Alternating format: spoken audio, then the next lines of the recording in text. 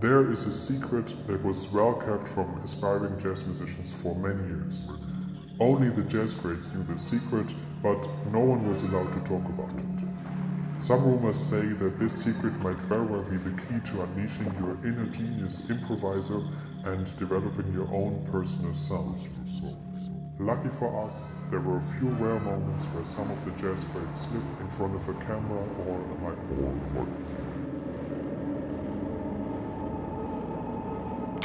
I usually try to learn a tune on my horn, unaccompanied, and in a very free manner.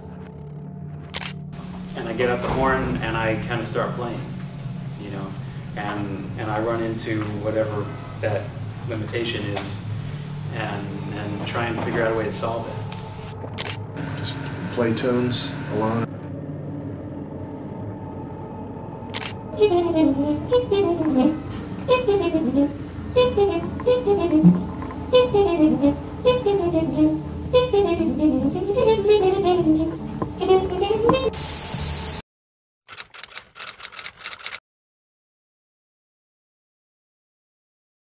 What do you have to do to become a master improviser? You have to transcribe, you have to learn tunes, you have to learn your scales and chords, you have to study music theory, you have to do your ear training, you have to transcribe 10 times more, and so on and so on. All these ways to practice improvisation are really great and helpful. But after over 10 years of practicing jazz improvisation myself, I realized that there is a major practice technique that all of the greats seem to have used, but that no one is really talking about. This practice technique can be a key to playing better solos and to develop your own personal sound on the instrument. Once I applied this concept to my own practicing, it boosted my development more than anything else I'd practiced. And the amazing thing is that this practice technique is extremely simple. It's even difficult to give it a fancy name because it's just such a natural way of practicing improvisation. The whole concept is the following: play, reflect, adjust, or continue.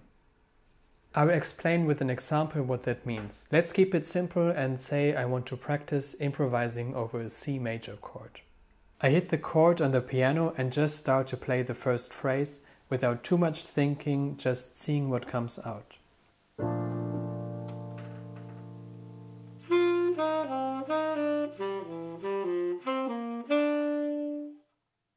Then I reflect how I liked what I just played. Was it what I heard in my head? Did I like my sound? Did I like my phrasing?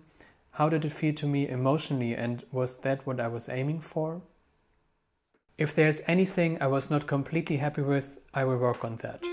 Only when the phrase sounds exactly as I want it to sound like, I will continue.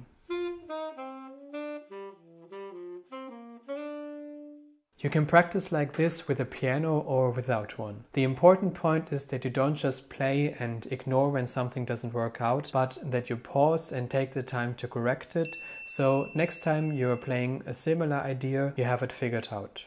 In my experience, this is not always a practice technique that especially beginners are willing to go for. If you should find that you cannot make yourself practice like this, or that it's too big of a step for you to play and listen to yourself at the same time, it's also great to start out by composing phrases on your instrument and writing them down. Or you can also record yourself and correct the things that you didn't like when listening back to the recording. Anyway, the discipline that is necessary to practice like this is really absolutely worth it. And as you could hear in the beginning, many of the greats, from Michael Brecker over Chris Potter to Joe Lovano, practiced like this. Actually, I'm convinced that all of the greats practiced like this at some point. When I was writing the script for this video, I also remembered the famous story of Sonny Rollins practicing on the Williamsburg Bridge in New York from 1959 to 1961. At that point, Sonny was already one of the biggest names in jazz, but he was unhappy with his playing and wanted to take a break to just practice. He didn't have any play-along or anything with him on this bridge, just himself and his saxophone. And I'm pretty sure that a lot of his process was exactly as I described in this video. He played something, listened closely and checked if this was the sound that he had in his mind, and if not, he worked on it until it was exactly what he was going for. I hope this video inspired you to practice in the way I described. Thanks for watching, subscribe if you haven't yet, and see you next time.